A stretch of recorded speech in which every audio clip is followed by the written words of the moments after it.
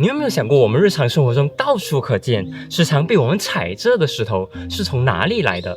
它们是怎么诞生？一直都长这个样子吗？其实石头是会移动的。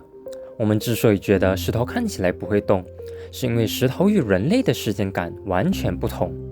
它们正理所当然以数万年到数十万年的规模在移动，而这一切是由地球本身宏伟、持续了数十亿年至今的回收计划——岩石循环 （Rock Cycle），也就是这张图而产生。今天我们将用几分钟的时间为大家揭开这个石头回收计划的秘密。岩石循环是地球上岩石相互转化、不断重塑和分解的自然过程。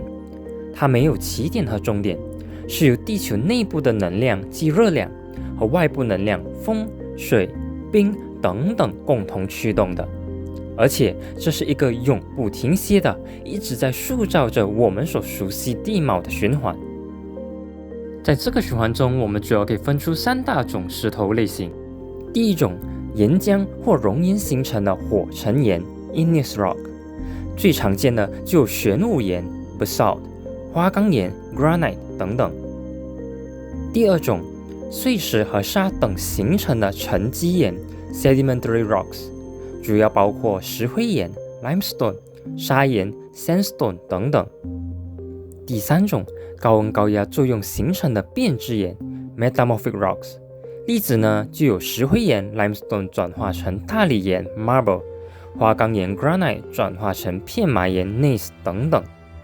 这3种岩石的特征和分辨方法呢，我将会在其他的影片做更加详细的解释。至于石头是怎么循环的呢？它们的魔力在于它们之间的相互转化。我们大致可分出3条路径。第一条路径是火成岩的诞生。它是由内部岩浆 magma， 也就是被融化的现存岩石，或外部熔岩 lava， 也就是地壳里喷出的岩浆，冷却凝固而形成了火成岩。第二条路径呢，就是成为沉积岩之路。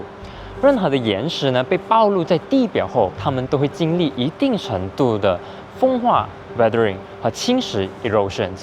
之后，这些由风吹雨打等侵蚀后的碎屑物、沙子和泥土会经过水流或冰川的搬运、沉积 sedimentation， 并固结 consolidation 而形成岩石。看，就像我们眼前的鸭川，这条河里的所有石头，没有一颗打从一开始就在这里的。这些石头都是不断的被河流冲刷、侵蚀、往下流走，而暂时或永久的停留在了这里。而这正是成为沉积岩的第一步。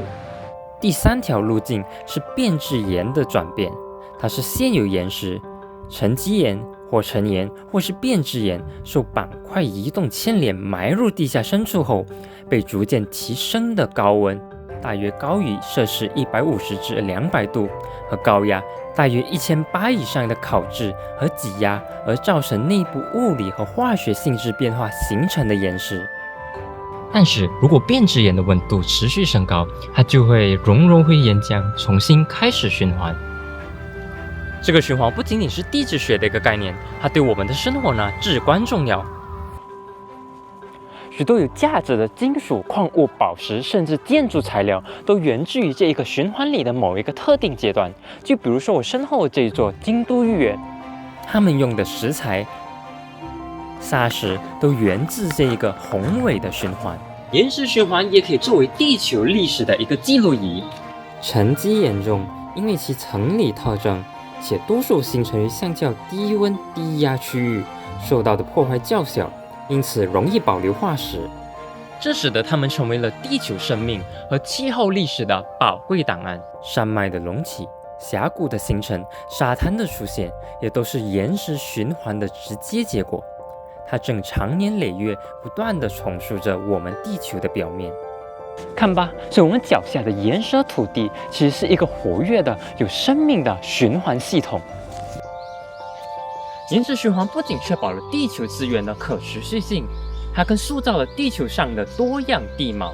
因此，下次当你见到一个自然地貌时，也不妨感叹一下，为了打造出这个景色，大自然究竟花费了多少能量、时间和偶然吧。那么我们下一支影片再见，拜拜。